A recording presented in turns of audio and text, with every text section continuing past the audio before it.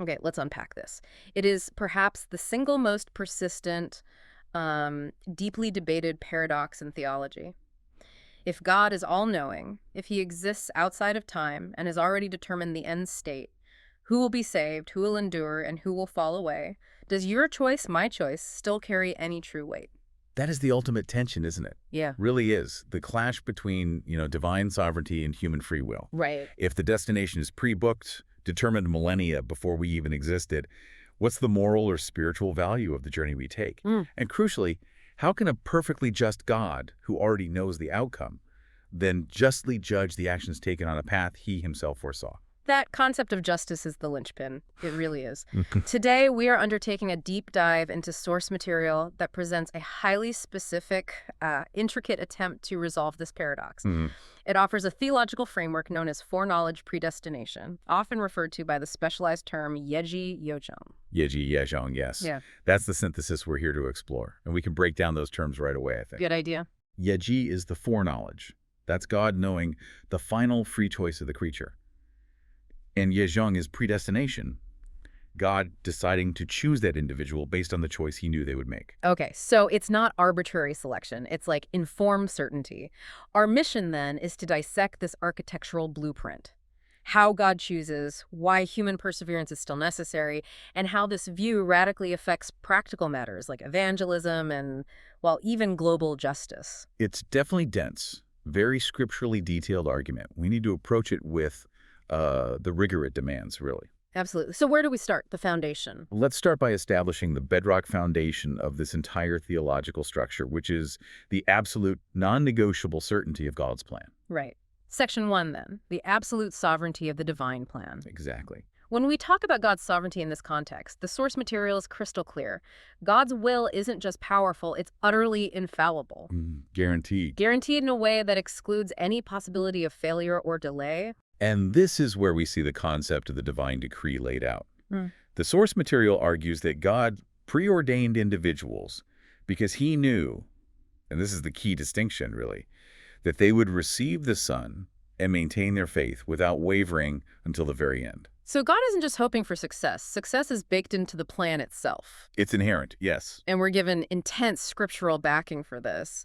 Consider Isaiah 14.27, which basically says, the Lord of hosts has planned it. Who can annul it? Right. It's a rhetorical question. The answer is nobody. Impossible. And that concept gets amplified even more in Isaiah 43.13. Indeed, before the day was, I am he, and there is none who can deliver out of my hand. I will work, and who can hinder it? It paints this picture of a proactive plan that's so complete, so perfectly formed, Right. that any opposition by any force, cosmic or temporal, is just rendered impossible. It's a statement of ultimate authority, isn't it? We're talking about the difference between a divine decree and just a mere intention. Yeah, an intention can be thwarted easily. Exactly. But a divine decree, according to these sources, cannot be. It's sealed. What's fascinating is the theological implication for, creation's standing relative to the Creator.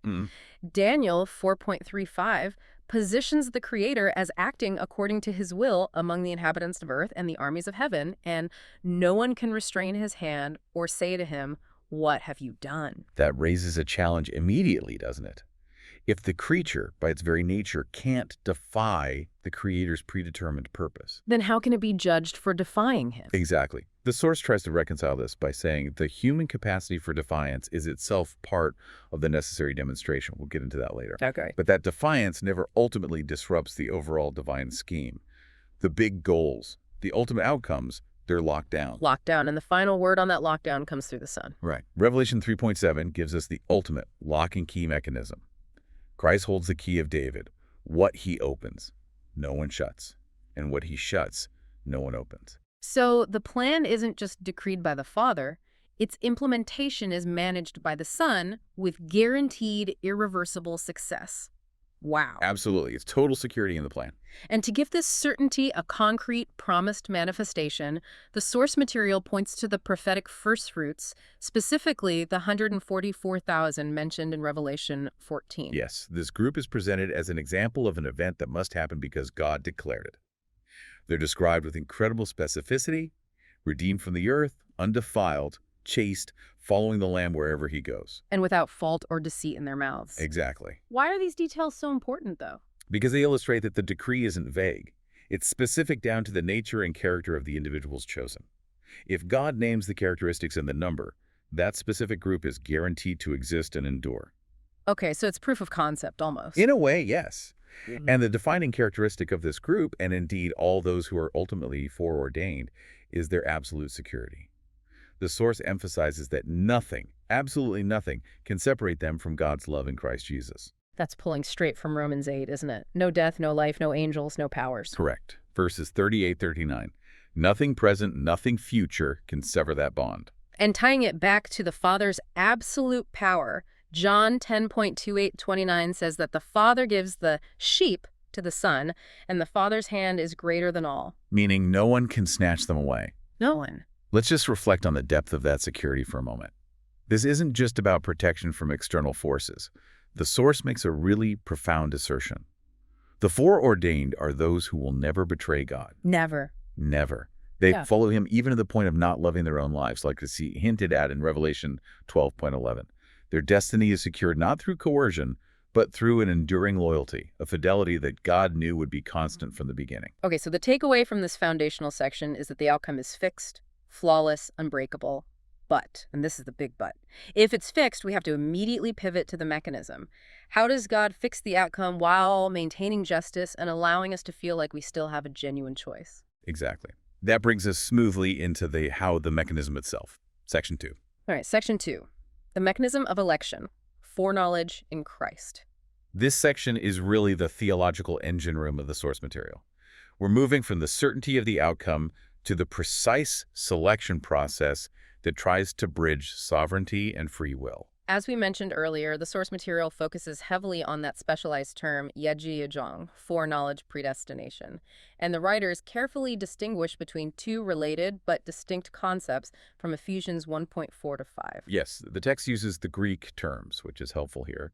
Eklegiomai, meaning to select or to choose, which we translate as election. Right, election. And perizo, meaning to predetermine or to predefine, which is predestination. Got it. The assertion is that the selection, the eklegiomai, is made in Christ before the foundation of the world, with the goal that the elect be holy and blameless. And the crucial insight here, the whole point of Yejeong is the sequence. It's not. God chooses randomly and then forces the outcome. No, definitely not. It is. God knew who would ultimately choose the Son and keep the faith. Having this complete, certain knowledge, he then chose, or elected, those specific individuals for adoption. It's selection based on informed certainty. Romans 8:29 is the cornerstone here. Those God foreknew, he also predestined. So let's spend some real time on the philosophical knot we're trying to untangle. Yeah. How does God's foreknowledge not infringe on free will? Right, because that feels like the immediate objection. If he knows, doesn't that make my choice predetermined? Well, from the source's perspective, the infringement only happens if knowing the outcome causes the outcome. But God's knowledge, because he exists outside of our human temporal limits, is fundamentally different from our prediction. Explain that difference. Okay, think of it this way. If you're watching a video recording of, say, a soccer game, Okay. you know the final score and every action taken, the goals, the red cards, the free kicks, before the game even finishes on your screen. Your knowledge of the result is absolute and certain. But did your act of watching the video cause the striker to miss the penalty kick? No, of course not. The player freely missed the penalty kick. I'm just viewing the final absolute result of that free action. That's the analogy the source uses. God is merely knowing the choice the person will freely make, because he already perceives the final absolute result of every creature's existence. He doesn't coerce the decision, he simply views it in full. Exactly. This ensures that the individual retains full agency and responsibility for the choice. That makes the process of testing and trials, which we experience here on Earth, critically important then. If God already knows the choice, why must we be tested? Why go through the struggle? Yeah, good question. According to the source, the trials are not for God's benefit. He already knows who will endure. The trials are necessary to allow the creature to demonstrate their choice. Demonstrate it to whom? To the rest of creation. It validates God's prior selection. It makes it visible. Ah, okay. So it ensures that when the final separation happens, there can be no accusation of unfair play or arbitrary selection. Precisely. James 1:12 speaks of enduring trials and being approved. The endurance is the proof, the visible evidence shown to the cosmos that God's choice was indeed justified based on the creature's inherent fidelity. This gives us the human perspective, which must contrast sharply with the divine perspective, right? While God knows beforehand. The human experience is that we cannot assume selection. The source emphasizes that we become the chosen ones if we follow Christ to the end. So if I'm listening to this, I don't get a stamp on my forehead that says foreordained. I only know I was chosen if I successfully complete the mission. That's the human viewpoint, yes. Hebrews 3.1 warns against having an unbelieving heart that falls away from the living God. The human task is to hold that initial confidence firmly until the end. Like Paul says in 2 Timothy, finishing the race, keeping the faith. Exactly. Only by doing that does one retroactively prove they were foreordained. The proof is the perseverance. This complexity leads us right into perhaps the most fundamental challenge for any discussion of salvation, the concept of merit, or gongro, as the source sometimes terms it. Yes, Gongro. If I exert my will and choose to follow Christ, is that choice itself gongro, a merit earned by my effort, which would then seem to ruin the whole idea of salvation by grace? The source material tackles this head-on with a very potent analogy: the rope and the drowning person. Okay, let's hear it. Salvation, symbolized by the rope, is the gift of the cross. It is pure, unearned grace. And gongro, just to define it clearly in this context, means works or merit achieved through human effort that are somehow worthy of payment or reward from God. That's right. So if the drowning person attempts to weave their own rope out of, straw and pull themselves to safety, That's gongro. that is seeking salvation by Gonkobi works. But when the drowning person is thrown the life-saving rope, their choice to grab it is an act of faith, but it is not a merit. Why isn't grabbing the rope merit? That feels like an action, an effort. Because the ability to reach out, the very motivation to save oneself, is enabled by the grace that provided the opportunity in the first place. You're responding to the gift, not earning it. And the source goes further. God actively helps one choose. But this help doesn't cross the line into coercion. It respects the personal will of the drowning person. So if grace were coercive, Like the person would be pulled to safety whether they grab the rope or not, which would eliminate the free choice requirement we just established. okay, I see. So grace is the provision, the motivation, even the strength to hold on, but the act of holding on must still be a freely willed response to the love demonstrated on the cross. Exactly. And speaking of the cross, the source stresses his timing. The cross wasn't just a, sudden reaction to the fall of man. It was planned before creation for the completion of creation. Ephesians 1.6 is cited there. Planned before creation, that's huge. It's the mechanism through which this whole foreordained selection process is realized. Okay, if we accept the rope analogy, what about the good works we perform after we're saved, after we've grabbed the rope? Are those gongro? No, the source clarifies that any righteous act performed by the saved person after accepting the cross is also not their own merit. How so? It's a result of the grace given through the cross and the enablement of the Spirit. If you start feeling superior because you grabbed the rope, the source suggests you've completely forgotten that you were drowning, just the same as the one who refused it. Humility is key then. Absolutely. This framework is highly demanding on the human experience. It means assurance is tied not to a single moment of decision, but to enduring fidelity. It means we have a system where God knows the ultimate destination of the flight, but every passenger must freely choose to board the plane and stay seated for the entire journey. And if they jump out mid-flight, It proves they were never booked on the manifest in the first place. that's the logic. Yeah. Which brings us to the visible church community itself. Right. Section 3. The paradox of the church, called Chosen and the Test of Perseverance. That last point about jumping out mid-flight really sets the stage for this. The source emphasizes that the visible community is a mix, often containing both the truly foreordained and those who will ultimately fall away. This is encapsulated in that really well-known statement from Matthew 22.12. Many are called, but few are chosen.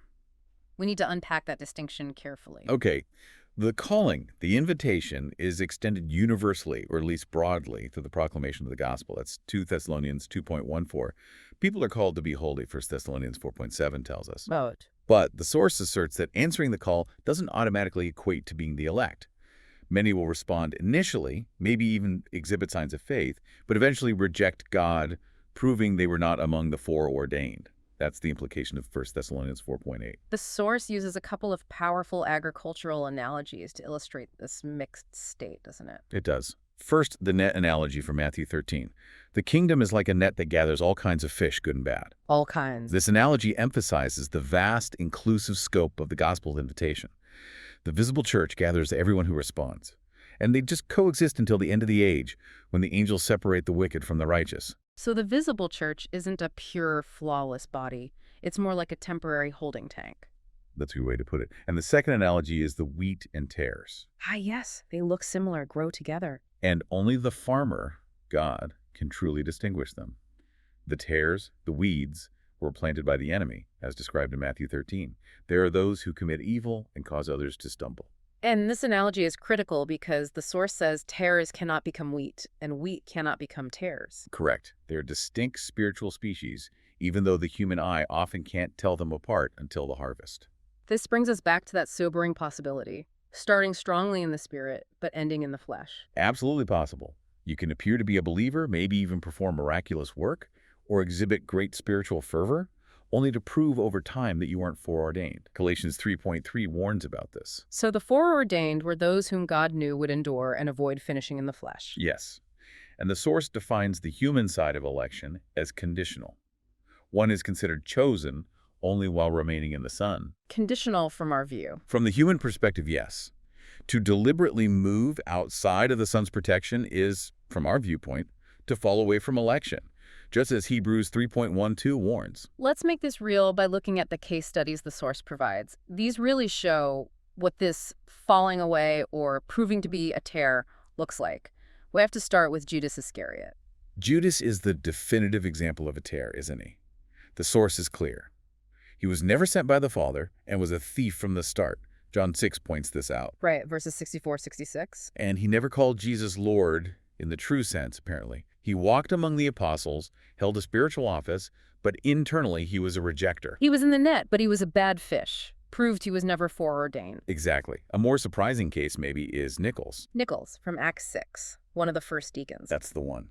Started as respected, apparently spirit-filled, yet the source posits he might later have become the leader of the Nicolaitans, a group teaching immorality, condemned later in Revelation. Wow, that's unexpected. How does the source explain that? This is a crucial point for you listening to internalize. How can someone who was initially respected, likely blessed by the Spirit, prove to be a tare? The answer, according to this view, is that the initial anointing or spiritual experience doesn't guarantee the fidelity of the will. So his free will choice, which God foresaw, led him to eventually prove his non-selection by embracing error and immorality. His trajectory was known. Okay. And then there's Demas. Demas, initially a faithful co-worker with Paul, mentioned positively in Colossians and Philemon. But then that tragic line in 2 Timothy 4:2. Loved the present world and deserted Paul. Yes. What does the source make of him? Saved? Lost? The source actually reflects on Demas with a degree of uncertainty, speculating he might have been saved later, perhaps due to his earlier dedication. But the fact remains that his failure to persevere at a critical moment highlights the danger. So the significance of Demas is that fidelity is judged over the long haul. It's not just about the start. Exactly. Now, what stands out to me is the unique interpretation of Ananias and Sapphira. Their swift death in Acts 5 usually seen purely as severe punishment for lying to the Holy Spirit. Right.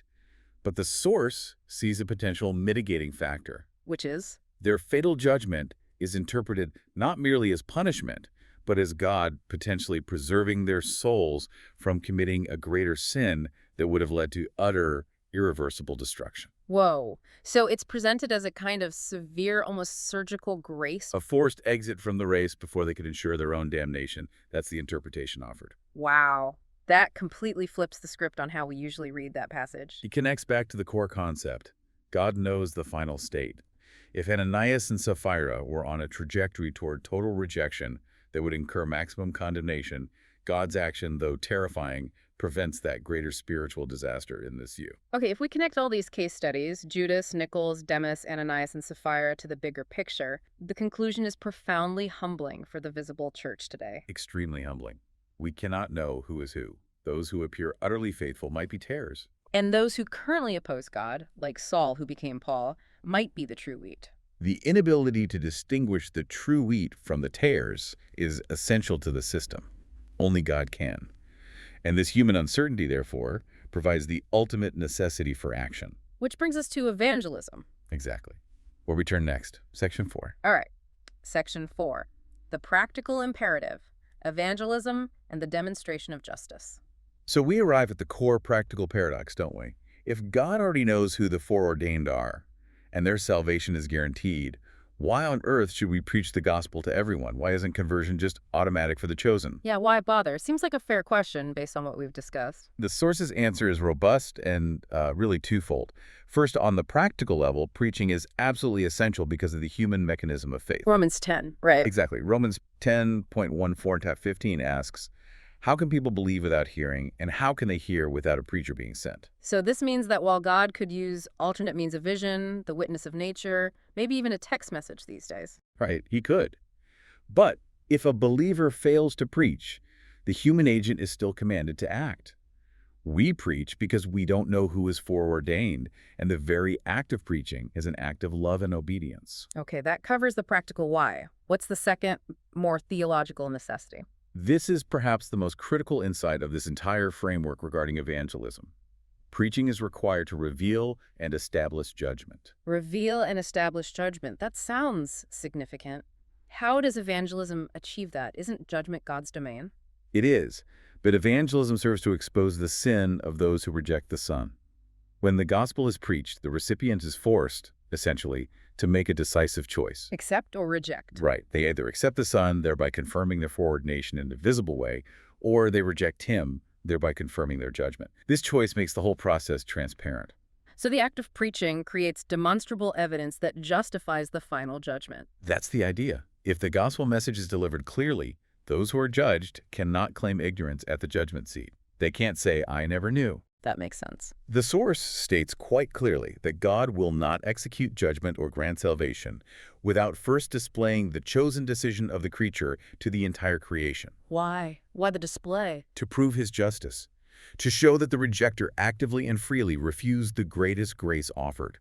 It silences any potential cosmic complaint about fairness. This necessity ties directly to the responsibility of the watchman, doesn't it? From Ezekiel 33. Yes, verse 6.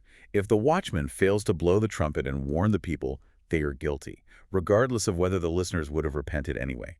Regardless, even if the person was a terror destined to reject. Yes. The guilt stems from a profound failure of love and duty. It's about the watchman's responsibility, not the ultimate outcome for the listener. So even if God in his sovereignty would have saved the foreordained person anyway through a different means. The failure to warn makes the watchman culpable for negligence and a lack of compassion. Okay, but the security of the foreordained must remain the ultimate factor, right? If someone is truly meant to live, truly chosen, will a bad watchman, a negligent preacher, prevent their salvation? No. The source guarantees that if someone is truly foreordained, God will ensure they hear the truth through some means, even if the human watchman fails completely. So the watchman's faithfulness determines the watchman's standing before God, not the salvation of the foreordained. Precisely. It's about the messenger's obedience, not the guaranteed outcome for the elect. Let's look at the exceptional case provided. The uniqueness of Paul's calling.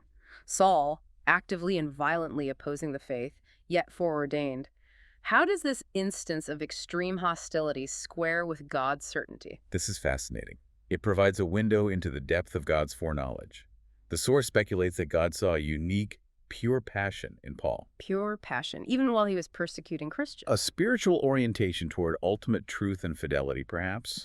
Something that others, given the same opportunity, would not have exhibited. So even though Paul's passion was temporarily misdirected toward Judaism and violence, God knew that same intensity, once correctly oriented by the encounter with Christ, would lead to unwavering submission and unmatched service. That's the speculation. Wow. So it suggests foreknowledge isn't just about knowing a final action, but knowing the true internal spiritual orientation of the person's will, a pure passion for truth that, when confronted with the ultimate truth, will inevitably submit. That seems to be the implication drawn from Paul's case. Okay.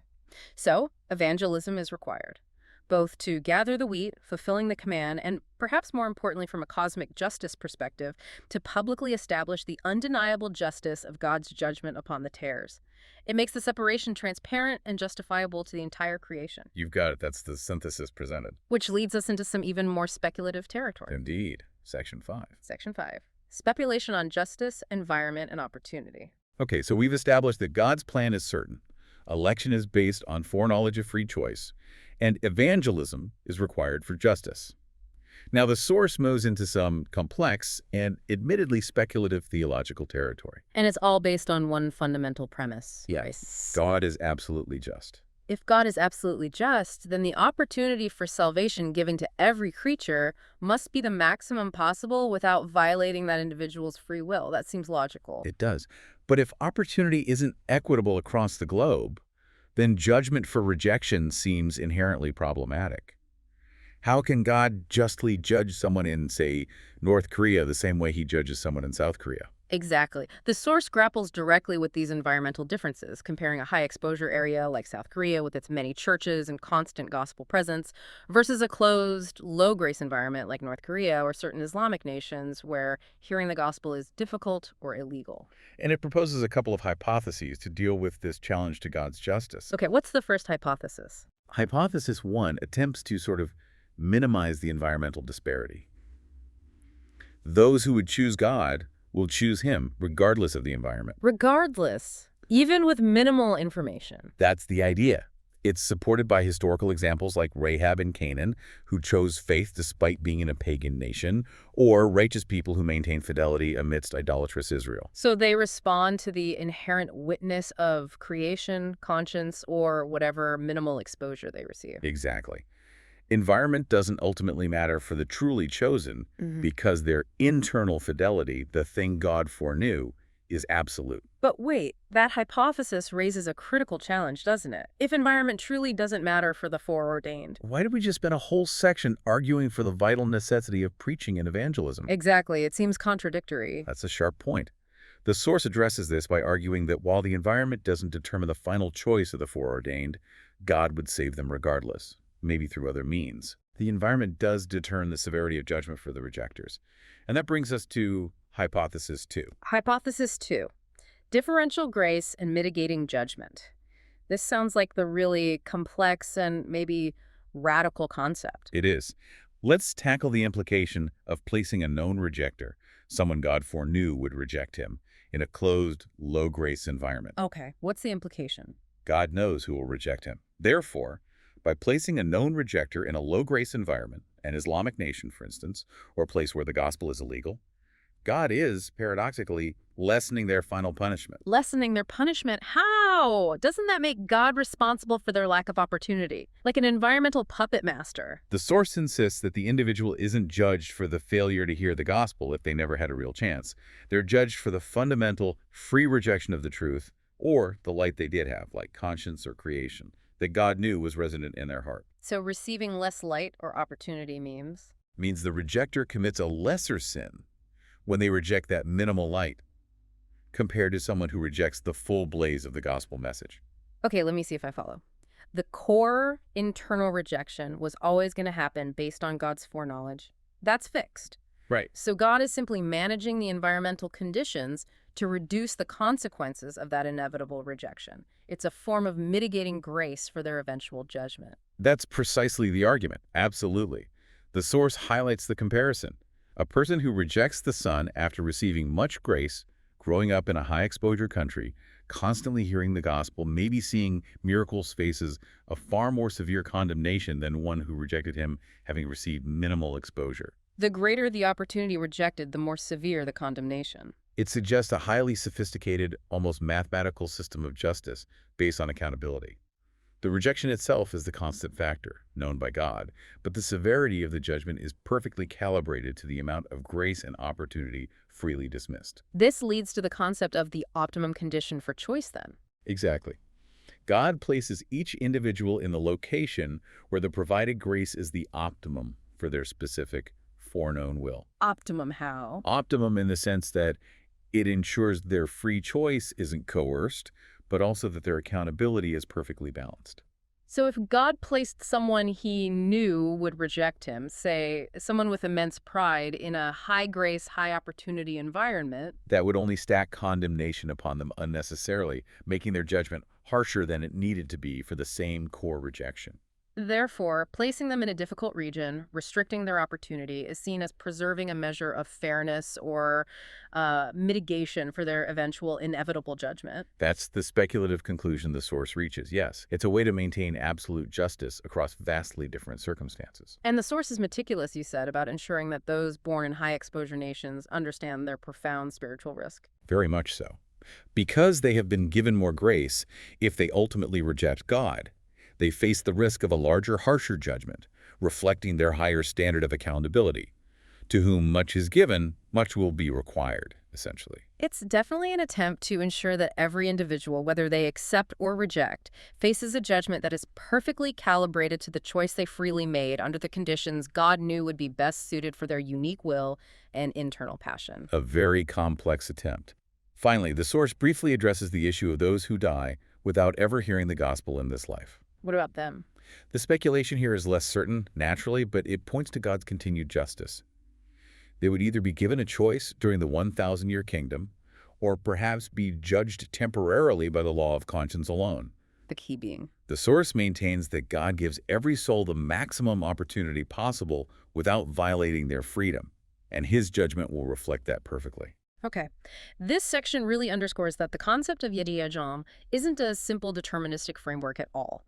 It's presented as a complex, highly judicial one that requires a deep understanding of fairness, environment, and divine omniscience. Absolutely. It tries to hold all those pieces together. Which brings us, I think, to wrapping this up, the outro.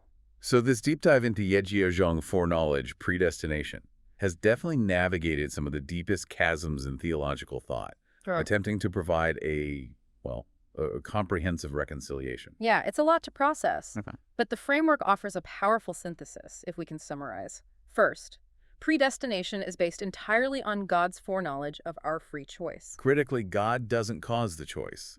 He simply perceives the final, ultimate result of every creature's internal will before time begins. Got it. Second, the visible church is this paradoxical mixture, a net containing both good and bad fish, tares, and wheat. And we cannot know who is who. So from the human perspective, perseverance is the only reliable proof of election. If you fall away, it proves you were never foreordained to begin with. That's a hard truth from this perspective. And finally, evangelism remains mandatory. Yes, not because God needs human help achieving his purpose for the elect, But because we must establish the justice of his final separation, giving the chosen the opportunity to hear, and confirming the unforgivable choice of the rejectors to the rest of creation, it validates the process. Exactly. So we circle back to you, the listener. What does this dense theological framework mean for your daily walk? The source argues that salvation is not earned by works, gongro, Right, the rope analogy. but the act of reaching out and grabbing the rope is a necessary response to grace. It's faith in action. So if the core of salvation in this view lies in enduring fidelity to God's demonstrated love, the ultimate question this framework leaves us with is this. Given the uncertainty of the mixed church and the absolute requirement of lifelong perseverance, how does one ensure that the love they feel and the faith they exhibit today is genuine enough to prove they were chosen, and not just a temporary enthusiasm or a fleeting spiritual experience destined to fail? Because, as the text asserts quite strongly, the true, foreordained believer will never, under any circumstance, betray that love. The demonstration of enduring love is, in this specific view, the ultimate humanly accessible sign of an eternal certainty. You must prove through fidelity until death the unwavering nature of the love God saw in you before creation began. That's definitely something to mull over, a challenging thought to end on.